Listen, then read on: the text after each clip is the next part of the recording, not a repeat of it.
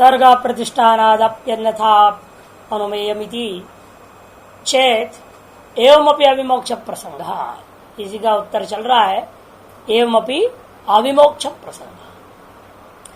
यद्यपि क्वचित विषय तर्क से प्रतिष्ठितत्व उपलक्ष्यते है, यद्यपि यह बात पूर्व पक्ष जो है वो स्वीकार करते हुए कह रहे हैं कुछ तर्क तो जरूर प्रतिष्ठित होते हैं, लेकिन इसमें कोई संशय नहीं।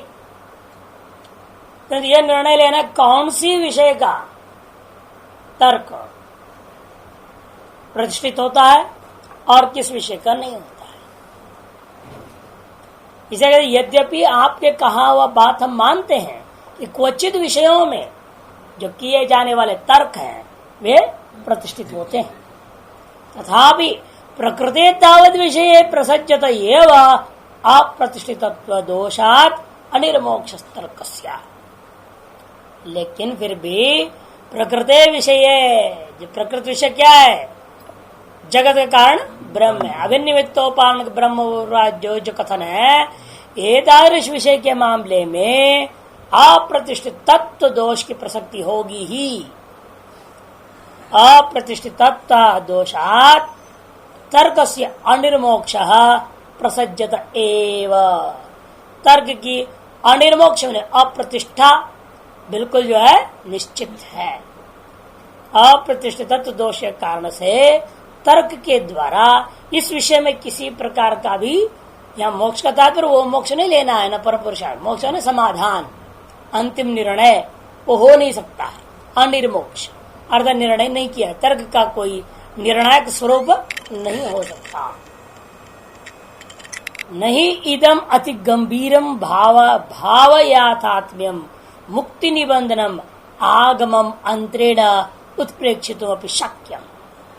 क्योंकि ये जो ब्रह्म है और उसमें अभिनिमित्तोपाकरण रूपा जो ब्रह्म है वह तो अत्यंत गंभीर है, वेद भिन्न प्रमाणों के अगम्य है।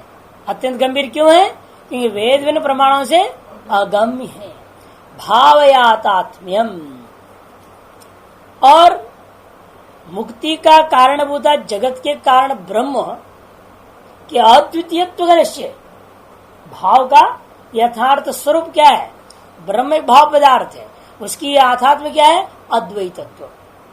उस अद्वैतत्व रूपी आध्यात्म को जो है मुक्ति निबंधनम, या मुक्ति से तात्पर्य मोक्ष, वास्तविक मोक्ष की बात है, का कारणभूता वो जो वस्तु है वह आगमम अंतरेण उत्प्रेक्षितुम अपि न शक्यम।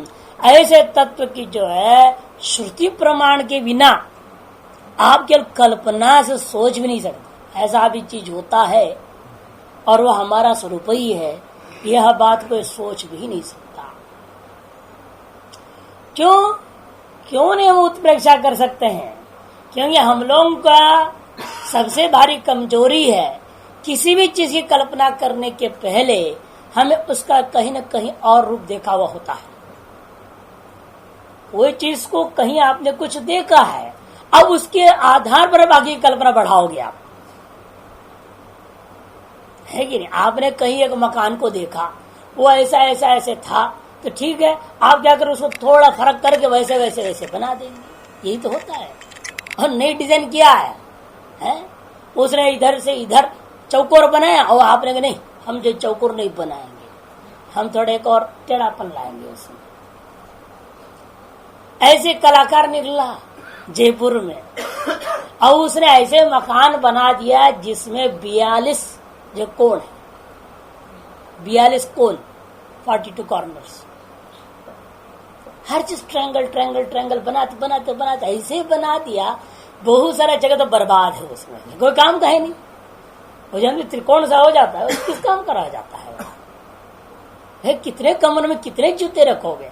अरे एक कोना को तुमने जूते का घर बना दिया और सभी कोनों में ही रखोगे क्या? अब बस वो नई डिजाइन बनानी थी, कोई नई तरीका बनाना है तो ऐसे बना दिया।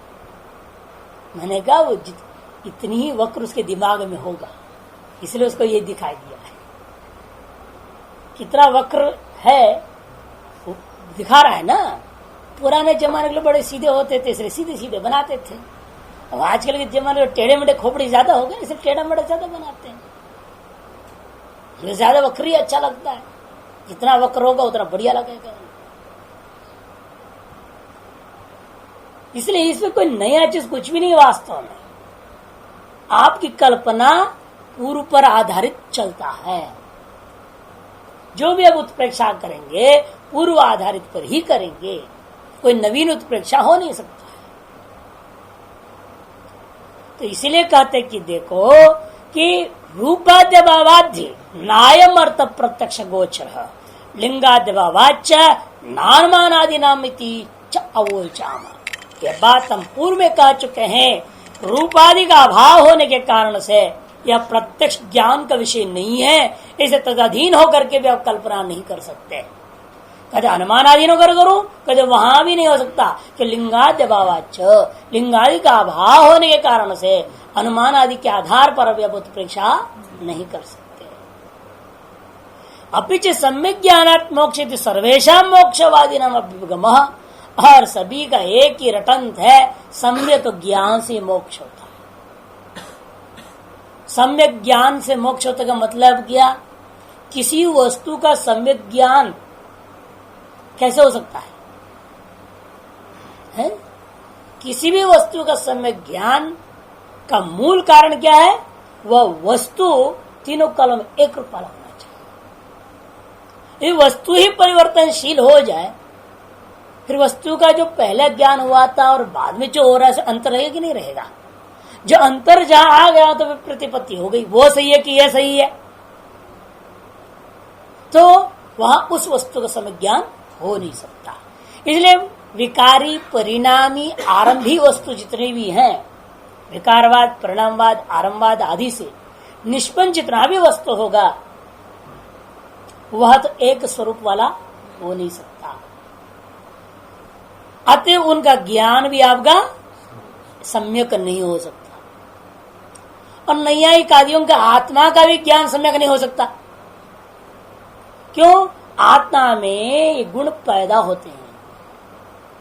आत्मन संयोग से आत्मा में जब ज्ञान पैदा होता है तब ही आत्मा की चेतनता निर्णय होता है। एक ज्ञान न उत्पन्न हो तो उनके मत में आत्मा जड़ है, समस्या हो जाएगी उनको।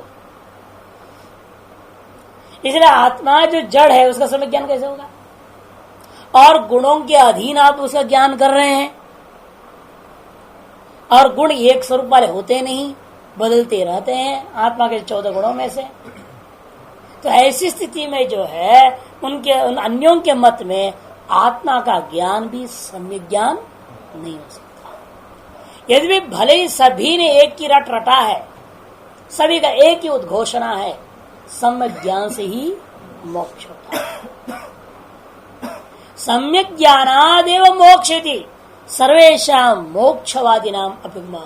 समस्त मोक्षवादियों का एक ही मुख्य सिद्धांत है। तच्च सम्यक ज्ञानम एक रूपम वो स्वतंत्रता, और वह सम्यक ज्ञान उसे कहेंगे जिस ज्ञान का स्वरूप एक होगा ना।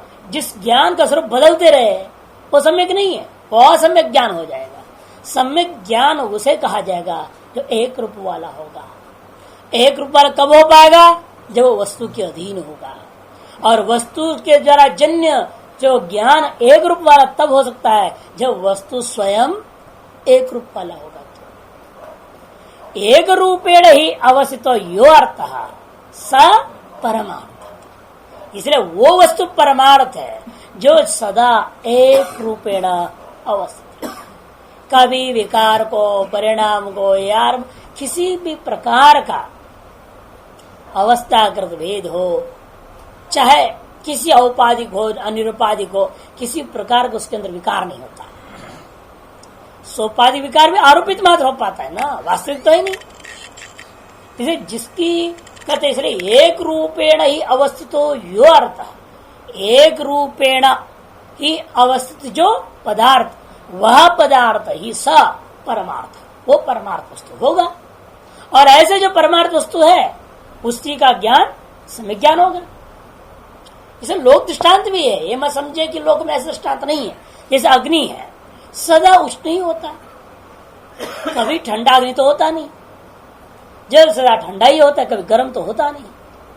वो तो उपाधि की आगंतुक को छोड़िए आप, स्वभावतः उसके स्वरूपतः वो एक रूप वाला ही है, सदा उष्ण ही है अग्नि और सदा शीत ही है जल। अतएव यदि आपको उष्णवत जलम, ऐसे उष्णवत अग्नि या तेजा और शीतवत जलम ऐसे यदि ज्ञान होता है, उस ज्ञान हम क्या कहेंगे? सम्यक ज्ञान। और कोई कहता है अग्नि ही अनुष्ण, तब क्या होगा? उसको आप कहेंगे यह असम्यक ज्ञान है। क्यों? यद्यपि चंद्रकांत मणि को रख दिया गया और धक धक जलता हुआ अग्नि भी आपको स्पर्श नहीं कर रहा है। यह मणि, मंत्र, औषधि अनेक प्रक्रिया है।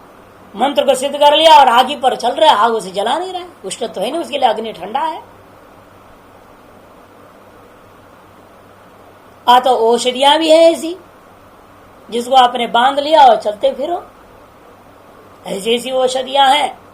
पहचानने वालों की कमी है, शास्त्रों में तो वर्णन है। आप जड़ी को अपने साथ रख के चल दीजिए और आपको कोई नहीं देख सकता। आजकल चोर डकैतों के लिए सुविधा हो जाती ना, इसलिए भगवान ने उसका ज्ञान ही लोप कर दिया है।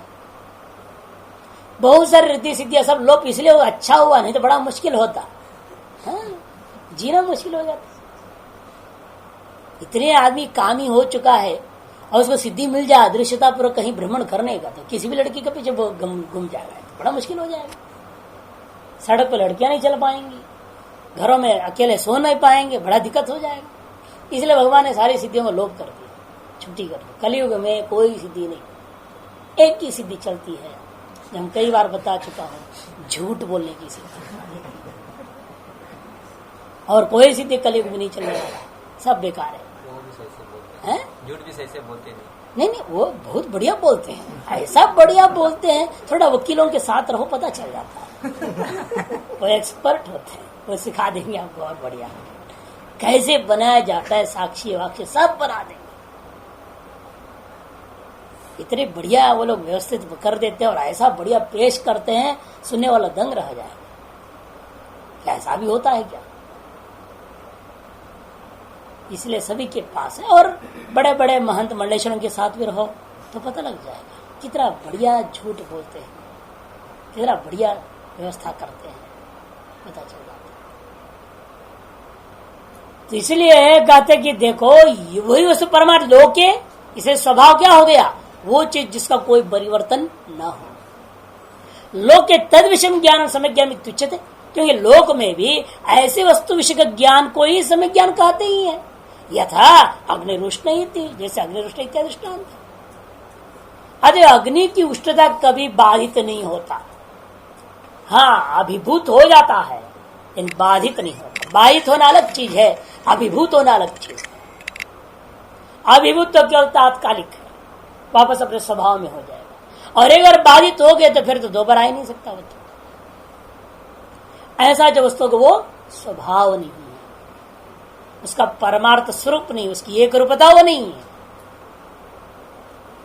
जैसे जल में उष्णत्व आता है, वो उसका एक रूपता नहीं है, स्वभाव नहीं है, वो तो आगंतुक है। अतएव वह उष्णत्व कालेन या अन्य साधन के द्वारा बाधित हो जाता है। ऐसे ही रख दो तो भी धीरे धीरे क्या हो जाएगा? कालक्रम में ठंडा हो ही जाएगा, कालक्रमेण बाधित हो जाएगा। या तुरंत डाल दो बर्फ उसके अंदर तो क्या होगा? 2 क्षण नहीं लगे, खटाक से वो ठंडा हो जाएगा।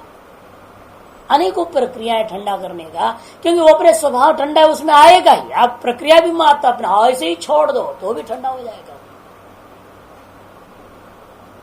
अतः वो आगंतुक वस्तु जो होता है हमेशा बाधित होता है, और जो स्वरूपभूता वस्तु होता है कभी बाधित नहीं होता। और तद्विषय जो ज्ञान होता है वह ज्ञान ही समय ज्ञान होता है। इसलिए बोल रहे ब्रह्म की ओर ले जाने। तत्रैवं सति सम्यक् ज्ञाने पुरुषाण विप्रतिपत्तिर अनुपपन्ना। जब यह निष्कर्ष आपने ले लिया, यदि किसी वस्तु का आपको सम्यक ज्ञान हो जाए, उस सम्यक ज्ञान के संदर्भ में पुरुषों का परस्पर कोई विरोध नहीं हो सकता। सब एक मत में बोलेंगे हाँ ऐसा ही है, सब मान लेंगे। यदि वो सम्यक ज्ञान है, फिर वह सम्यक ज्ञान में पुरुषों का कभी प्रतिपत्ति नहीं हो सकती। तर्क ज्ञानानाम तो अन्योन्य विरोधात प्रसिद्धा भी प्रतिपत्ति है कि तर्क ज्ञानानाम तो तर्कजन्य जो ज्ञान हुआ करते हैं वह परस्पर विरुद्ध हो जाते हैं, इसलिए वह विप्रतिपत्ति होना स्वाभाविक है। यह बात सर्व दुनिया में प्रसिद्ध है। कैसे प्रसिद्धि है? क्योंकि यदि येन केन चित्त तार्किकेन इदमेव सम्यक् प्रतिपादितं तद अपरेण व्युत्थाप्यते। जो कोई भी एक तार्किक है, उसने किसी विषय को लगा यही सम्यक ज्ञान है ऐसे घोषणा कर दी, दूसरा तार्किक खड़ा हो गया और कहते नहीं नहीं ये सम्यक ज्ञान नहीं है, आपका जो कथन है वह सम्यक नहीं, किंतु उसने अपने दूसरे कथन कर दिया।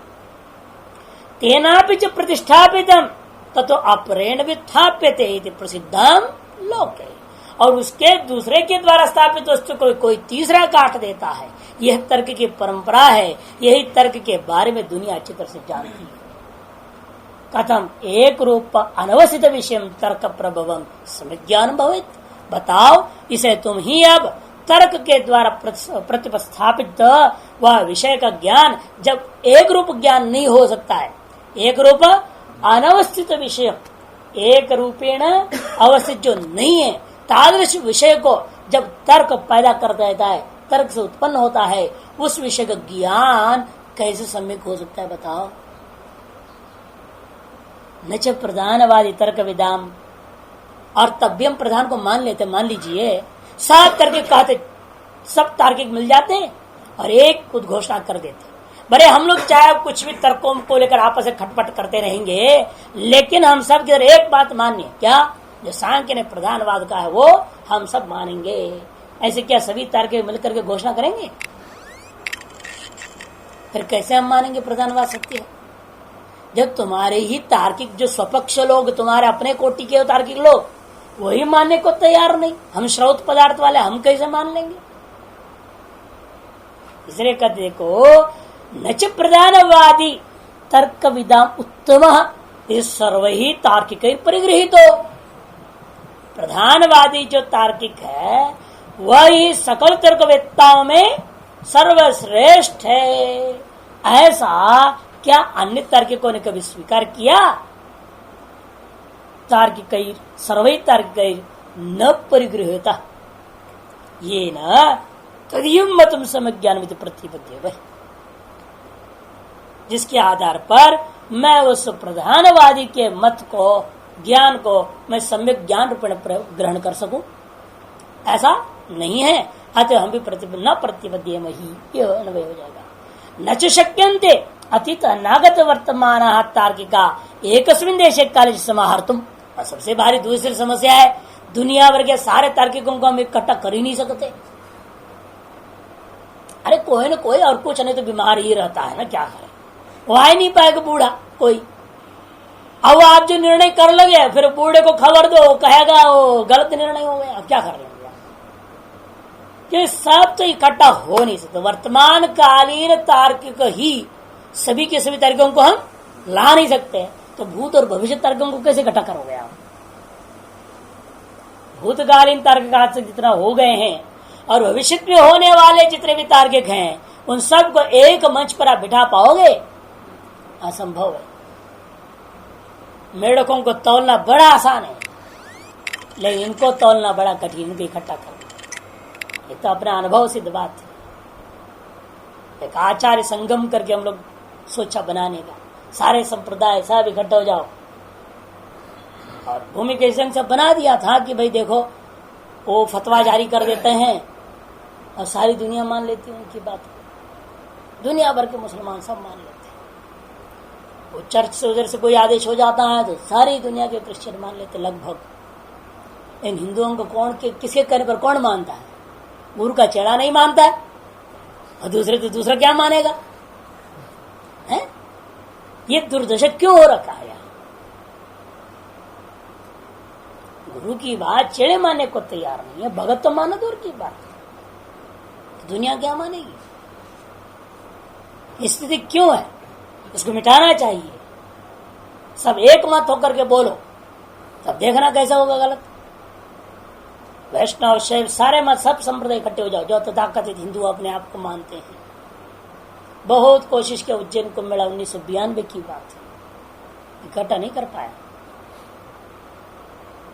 बहुत घसा मसा करते करते करते मुश्किल 4 शंकराचार्य आने को तो मान लिए, विदाउट गद्दी का, अपने सिंहासन की बिना आने को मान लिए, बराबर बैठने को मान लिए, अन्य भी आचार्य आ गए, बहुत हो गए, फिर भी 90% हमने इकट्ठा कर लिया।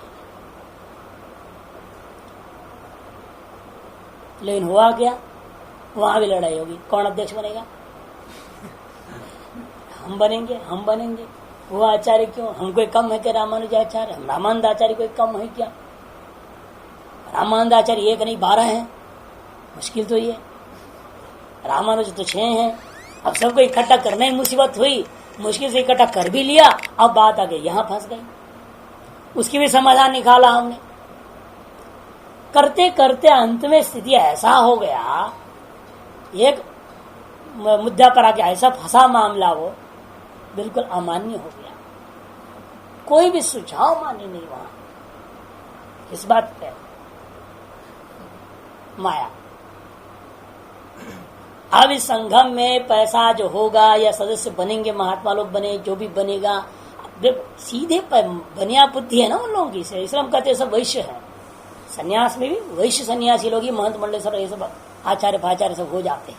शंकराचार्य, रामानंद आचार्य वगैरह सब बनिया है, सीधे सब। हाँ, किसी तरह से बड़ा मुश्किल से 3 दिन रात लग करके जो है करने के बाद यहाँ आके फंस गया।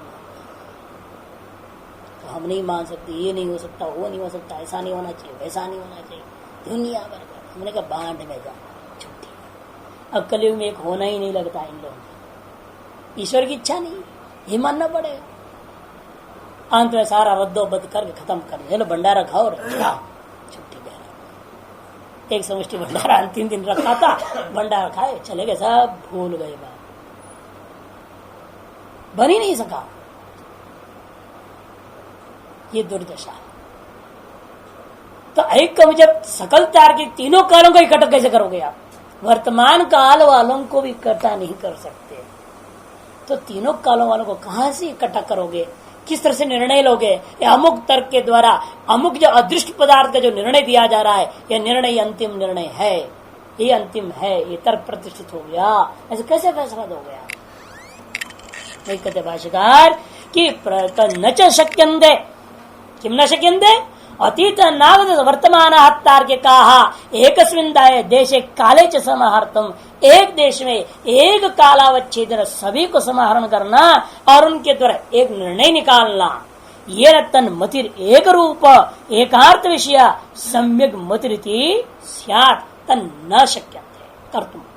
समाहर्तुम् न शक्य, समाहरण करना ही संभव नहीं है। अतएव जो है आप एक रूप का, एक अर्थ विषय को एकाकार ज्ञान, सम्यक ज्ञान रूप का निश्चय आप नहीं कर सकते। वेदस्य तो नित्यत्व है, लेकिन वेद के मामले झंझट खत्म है कि काल भेदात, देश भेदात कहीं फर्क तो होने वाला ही नहीं है। और तार्किकों में तो मतांतर होगा ना, देश भेदात मतांतर हो जाता है, काल भेदात मतांतर हो जाएगा। देश काल परिस्थितियां दार्शनिकों को मजबूर कर देता है दर्शनों को लिखने में भी। और विशेष रूप में पाश्चात्य दर्शन जितना भी हुआ है, वो वहां के राजाओं का डंडा और वहां के जो अपने धर्म उस समय जो रहा है उनके डंडे के अधीन होकर के हुआ। स्वतंत्रता पर कोई कुछ लिख ही नहीं सके, कुछ भी लिखेंगे तो डंडा पड़ेगा। और कईयों की तो हत्या ही कर दिया गया वहां, जो विरुद्ध में बोला है। वैज्ञानिकों का भी तो है, कितने वैज्ञानिक हैं उनकी खत्म कर दी गई। क्यों? उसे तात्कालिक जो भी धर्म रहा वगैरह रहा, नियम कानून वगैरह, उसके खिलाफ बोल दिया उसने। समाज के हित में कहा, इन कौन सुनेगा? तो इसलिए देश काल परिस्थिति तीनों के अधीन होकर तर्क प्रदान व्यक्ति कार्य करता है, और वेद ऐसा नहीं है, वो किसी का अधीन नहीं, वह नित्य तीनों कालों में, समस्त देशों में और एक विषय का प्रतिपादन करता हुआ यथार्थ कथन करने में समर्थ है। वेदस्य तो नित्यत्व विज्ञान उत्पत्ति हेतुत्व सती व्यवस्थितार्थ विषयत्व उपत्ति है। वेद का नित्यत्व और वेद के द्वारा अबाधितार्थ ज्ञानोत्पत्ति, अबाधित अर्थ के ज्ञानोत्पत्ति का कारण होने से व्यवस्थित एक निश्चित अर्थ विषय का ज्ञान को उत्पन्न वो कर सकता है। तज्जनित ज्ञान से सम्यक्तम अतीत अनागत वर्तमान सर्वैरवे तार्किक अपोन्नो तुम अशक्यम, और इस तज्जनित ज्ञान को सम्यक होने के नाते अतीत हो, अनागत हो या वर्तमान हो, सकल तार्किकों के द्वारा उसका अपनयन करना, खंडन करना, बाध करना असंभव है।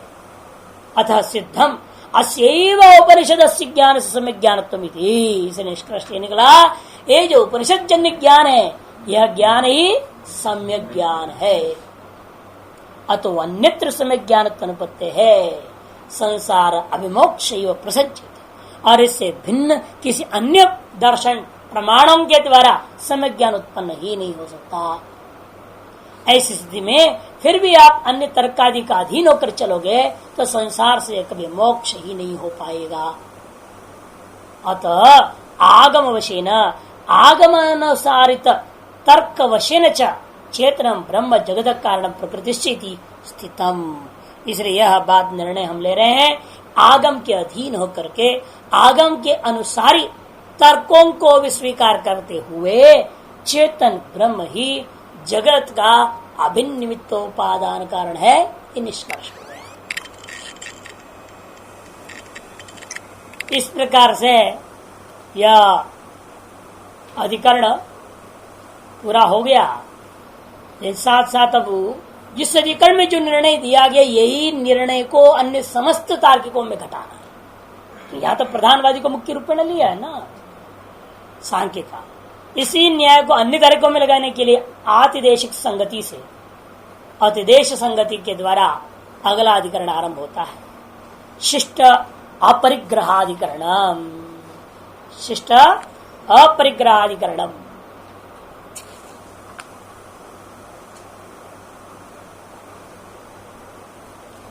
शिष्टों के द्वारा भी अपरिगृहित होने के नाते ये स्वीकार नहीं करना चाहिए, ऐसा कहते हैं।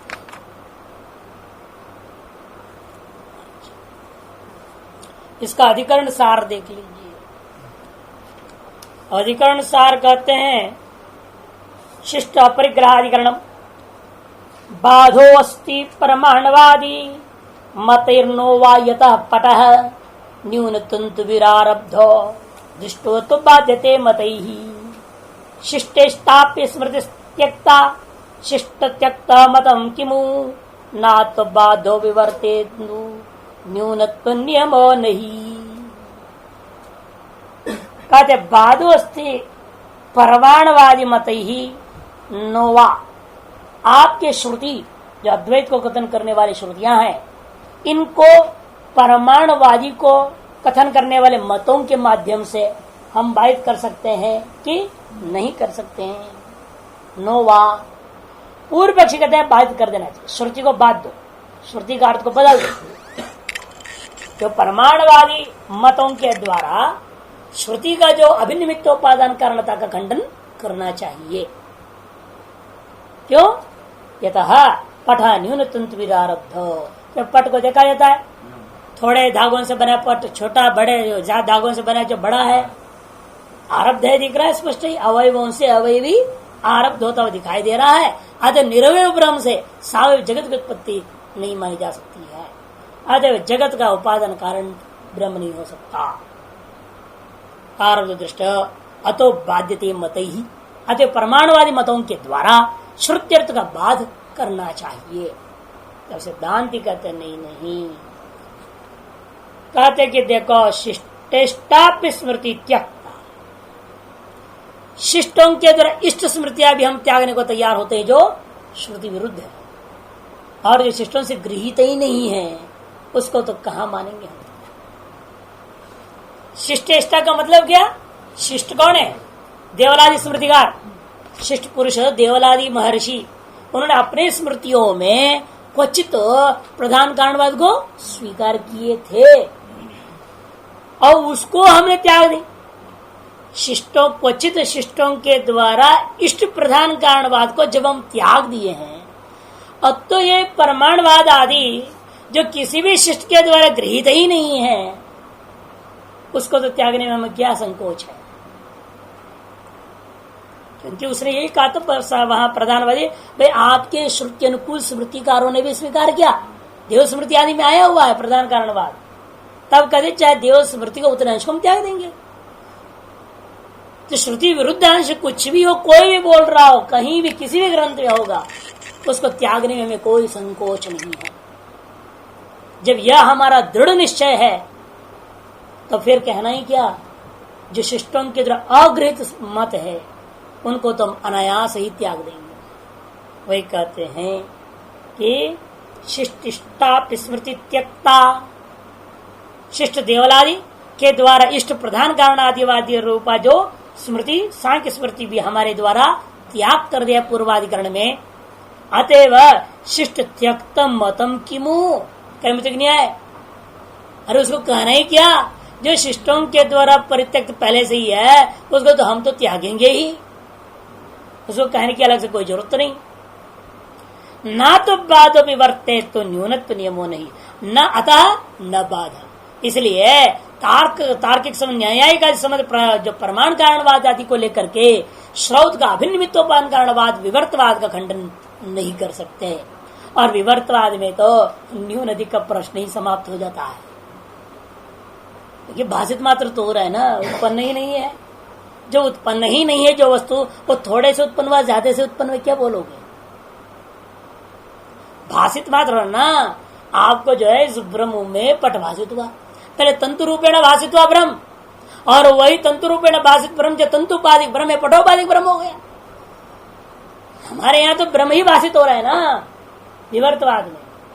इसलिए कहते हैं ये हमारे यहाँ समस्या ही नहीं होती, कम से पैदा हो कि ज्यादा से कितना से पैदा हुआ या कितना से नहीं हुआ, ये सब लफड़ा तुम्हारे यहाँ आता है, हमारे विवर्तवाद में प्रश्न ही नहीं होता।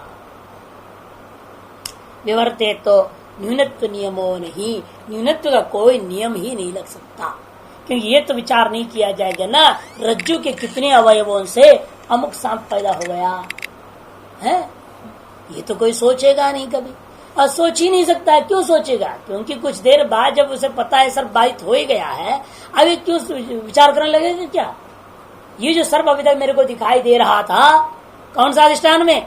रज्जु रूपी अधिष्ठान में जो मुझे सर्प दिखाई दिया था, वह इस अधिष्ठान का कितने अवयवों से बना था, ऐसा कोई मूर्ख भी नहीं सोचेगा। तो तार्किक क्या, विद्वान क्या, दूसरा कौन सोचने वाला? सोच ही नहीं सकता। अतएव ये विचार तो हमारे यहाँ आएगा ही नहीं। जो ब्रह्म रूपी अधिष्ठान में भाषित होने वाला है जगत, ब्रह्म के कितने अवयवों से पैदा हुआ या नहीं हुआ है, यह विचार ही नहीं आ सकता। खत्म। तो विवर्तवाद में यह सब दोष होते ही नहीं है।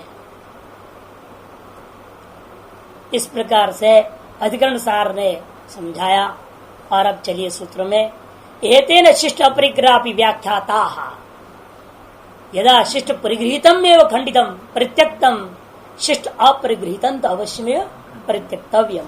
इसलिए एतेन शिष्ट अपरिग्रह, इसी युक्तियों के द्वारा पूर्वोक्त, एतेन में इसलिए अतिदेश है ना, एतेन में पूर्वोक्त अधिकरण में जिन युक्तियों को स्थापित किया गया है, उन्हीं युक्तियों के द्वारा शिष्ट परिगृहित स्मृति का त्यागने में जो जो युक्ति का प्रयोग हुआ है, वे ही युक्ति काफी हैं शिष्ट अपरिगृहित स्मृतियों का त्यागने। अभी व्याख्याता निराकृता इत्यर्थ, व्याख्याता का मतलब ये वे भी निराकृत हो गए, ऐसा समझो।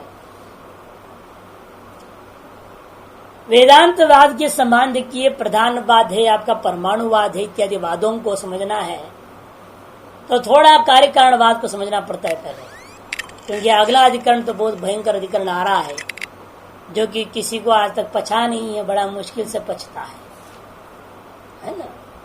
और उसी अधिकरण को लेकर के सभी के सभी जितने भी अन्य वेदांत आया हुआ है, कारण अनन्यत्वाधिकरण, आरंभणाधिकरण जो है, इसी को कोई समझ नहीं पाता है। वो अपने अपने हिसाब से लाकर उसको परमाणुवाद पर घटाया किसी तरह से किस तरह से घटा करके ब्रह्म को अभिनिमित्तोपान कारण मानते नहीं कि वो अधिकरण बहुत कठिन है। इसलिए यहीं पर थोड़ा उसके लिए योग्य बातों को समझ लेना जरूरी है कि कार्य कारणवाद मुख्य रूप में दो ही प्रकार का है, एक तो सत्कार्यवाद और दूसरा असत्कार्यवाद। और सत्कार्यवाद में भी पुनः दो प्रकार का होता है, एक परिणामवाद और दूसरा विवर्तवाद। परिणामवाद और विवर्तवाद। और परिणामवाद में मुख्य रूपेण ले लिया है सांख्यकारों ने, और परिणाम का लक्षण कहते तात्विको अन्यथा भावो परिणाम। सीधी सीधी बात उन्होंने कह दी। वास्तविक अन्यथा रूप धारण करने का नाम ही परिणाम है। यथा दूध वास्तव में दही भाव को प्राप्त कर गया है, लेकिन फिर भी वहां दूध है, अभी दूध भी है ना, क्योंकि ये जिन परमाणुओं से दूध आरंभ हुआ था या जिन गुणों से दूध का आरंभ हुआ है, उत्पन्न हुआ है, वे अभी भी है वहां। वह ना हो तो दही कहां से आता? उतनी है ना। मैं जैसे आपका 1 किलो दूध है, आपने उसको दही बना दिया तो 1 किलो दूध खत्म हो गया, कहीं चला गया और वो तो नष्ट हो गया, और दही वहां परिणाम रूप में उपस्थित हो गया और वो 1.5 किलो का हो गया। ऐसा होगा क्या? कभी नहीं। आप भी यही कहेंगे दूध ही दही हो गया है। दूध का यह परिणाम विशेष है, लेकिन वह यादृश स्वरूप वाला दूध था। तादृश स्वरूपेण वर्तमान में दूध दही काल में नहीं है। यही अंतर है। थोड़ा दृष्टांत दाष्टान्त जो सांख्यवाद में ऐसा नहीं है। मूल प्रकृति अपना स्वरूप वैसे के वैसे बरकरार बनाए रखते हुए महदादि परिणाम को प्राप्त हुआ है, फिर भी वह परिणाम वास्तविक तात्विक। अपना कारण के स्वरूप को नाश किए बिना कार्य अपने स्वरूप को प्राप्त हुआ और वह स्वरूप तात्विक भी है। ये सांख्य का मत है। दृष्टांत दाष्टान्त हमेशा थोड़ा अंतर तो होता ही है, इसे थोड़ा अंतर होने पर कोई दोष नहीं है। दूध का दही होना माना जा सकता है दृष्टांत। अब उसको विपरीत आता है कि भाई नहीं, विवर्तवाद मानना चाहिए, क्योंकि धागे तो वैसे के वैसे हैं कि नहीं है, बस आतान वितान आदि सन्निवेश विशेष को मात्र प्राप्त हुआ है। मृतिका भी वैसी की वैसी है, वह घट रूपी सन्निवेश विशेष को प्राप्त हुआ है। और जहां कारण अपने स्वरूप में वैसे का वैसे रह जाए और फिर भी वहां पर अर्थ क्रिया कार्य रूपा विलक्षणता के कारण से कार्य संज्ञा को प्राप्त होता है, तो वह तात्विक परिणाम नहीं माना जा सकता। उसको अतात्विक परिणाम मानना पड़ेगा। कैसा है वो? अतात्विक परिणाम मानना पड़ेगा उसको। ये तात्विक परिणाम है, फिर तो कारण का नाश ही हो जाना चाहिए। और कारण वैसे वैसे कैसे रह गया? नहीं रह सकते। ये वास्तविक परिणाम हो ही गया। जैसे आपके बाल सफेद भी हो गए और काले भी रह गए, ये कैसा होगा? होगा क्या? ऐसा तो हो ही नहीं सकता। सफेद हो गए तो हो गए, बात खत्म है। वहां हो गए तो वो काला नहीं हो सकता। वो काला भी है, जब सफेद दिख रहा है उस समय भी वो काला भी है। ऐसा कोई कहेगा क्या? असंभव है। इसे जहां तात्विक परिणाम है वहां कारण का स्वरूप अवश्य ही नष्ट होता है। अतः सांख्य मत सम्मत नहीं है सभी के द्वारा। वो कहते ये ठीक नहीं, इसलिए हमारे कहना है वहां वेदांत बताता है यदि परिणाम है, कार्य परिणाम हो रहा है और कारण का वास्तव में कुछ भी हानि नहीं हुआ है, उसका तात्पर्य है कारण में कार्य का भान मात्र है। अर्थ क्रिया कारित्व रूपी विलक्षणता को लेकर के अनभिव्यक्त वस्तु की अभिव्यक्ति हुआ है सन्निविशेष रूप मात्र से। अतएव कारण का वैसे के वैसे रहते हुए भी जो परिणाम होता है उसी का नाम विवर्तवाद है। लेकिन उसको मानने को तैयार नहीं है असत कार्यवादी लोग। असत्कार्यवादी लोगों में भी तीन प्रभेद आ जाता है फिर। आरंभवाद, शून्यवाद, विज्ञानवाद। आरंभवाद होते हैं नैयायिक, वैशेषिक, मीमांसक। सांख्य और योग दोनों परिणामवादी हैं। वेदांती विवर्तवादी हैं। और आते हैं ये तीनों के तीनों आपके आरंभवादी। परमाणु दो मिलकर के एक दुणुक बन गया और दुणुक के माध्यम से जो त्रिसरणवादी बनते बनते सारा जगत खड़ा हो गया। अतः परमाणु में पहले दुणुक नहीं था और अब दुणुक हो गया है। दुणुकों में पहले त्रिसरणु नहीं था, अब त्रिसरणु बन गया है। ऐसे प्रकार धागों में पहले कपड़ा नहीं था और अब कपड़े बन गए हैं। ये असत्कार्यवाद है, आरंभवाद। दूसरा इसी प्रकार से असत्कार्यवादी है, ये जगत वास्तव में है ही नहीं, जो कुछ भी क्षणिक विज्ञान ही है। और क्षणिक विज्ञान ही में दो भाग मानते हुए प्रवृत्ति और आलय विज्ञान। प्रवृत्ति विज्ञान अपने पूर्व स्वरूप को नष्ट करता हुआ उत्तरोत्तर नवीन कार्य रूपता को प्राप्त हो जाता है। अतएव क्षण विज्ञान ही यह जगदाकार में परिणाम को प्राप्त होता है। ऐसे परिणाम जो पहले नहीं था और बाद में वस्तु से परिणाम होकर दिखाई देने का नाम असत्कार्यवाद होता है। और शून्यवाद तो कहना है क्या, वो सर्वम शून्यम कह ही दिया है, कुछ भी है ही नहीं। असत से ही सारा जगत की प्रतीति हो रही है। तो उन तीनों प्रकार असत कार्यवादों को तो किनारे रख लीजिए, बाद में उनका विचार धीरे धीरे आएगा। वर्तमान में तो आरंभवाद का ही खंडन है। आरंभवाद आदि सभी को संक्षेप में लेगा। वैदिक से दर्शन से प्रत्यासन्नत्वात् गुरुतर तर्क बलोपेतत्वात् वेदानुसार भिश्च कश्चिच्छिष्ट ही केनचिद अंशेन परिगृहीतत्वात् प्रधान कारणवादम तावद् व्यपाश्रित्य यस्तर्क निमित्त आक्षेप वेदांत वाक्येषु उद्भावित सब परिहृतः। कहते देखो, वैदिक दर्शन से प्रत्यासन्नत्वात्, वैदिक दर्शनों का विचार करना ही यहाँ हमारे लिए उपस्थित पदार्थ है। लेकिन गुरु तर्क बलोपेतत्वात्, बहुत ही जबरदस्त तर्कों से युक्त होने के कारण से और कुछ कुछ वेद के अनुसरण करने वाले शिष्टों के द्वारा परिगृहित होने से, पूर्ण रूप नहीं, केनचिद अंशेन परिगृहीतत्वात्, कुछ अंशों के द्वारा परिगृहित होने के कारण प्रधान कारणवादम तावत् व्यपाश्रित्य, प्रधान कारणवाद को पहला हमने आश्रित करते हुए यह तर्क निमित्त आक्षेप, जो तर्क निमित्त का आक्षेप था, वेद वाक्यों में उद्भावित था, उसका हमने परिहार कर दिया। इदानीम अण्वादवाद व्यपाश्रयेणापि कैश्चित् मंदमति भी वेदांत वाक्य से पुनः तर्क निमित्त आक्षेप आशंकित।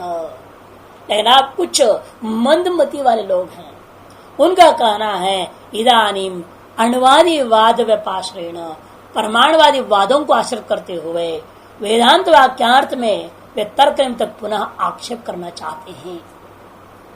इत्यतः इसलिए हम यहाँ क्या करने जा रहे हैं, उनके आक्षेप को जवाब दोगे क्या? कहते कोई जरूरत नहीं देने को। क्यों? प्रधान मल निभरण न्याय न अतिदिशति, प्रधान मल निर्भरण न्याय के द्वारा हम अतिदेश करके उनका विखंडन कर देते हैं।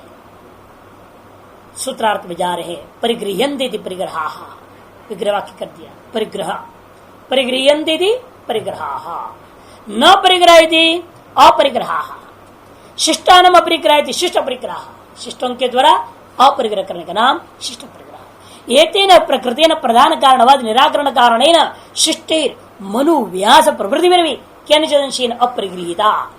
और प्रकृत प्रधान कारणवाद के निराकरण के माध्यम से यह बात समझ लो, जो शिष्ट है कौन, मनु व्यास आदि, उनके द्वारा किसी भी अंश से जो अपरिगृहित है, ये अण्वादि कारणवादा जो अण्वादि कारणवाद हैं, ते भी प्रतिषिद्धतया व्याख्याता निराकृता द्रष्टव्या, वे भी प्रतिषिद्ध हो चुके हैं, निराकरण हो चुके हैं, ऐसा समझ लेना चाहिए।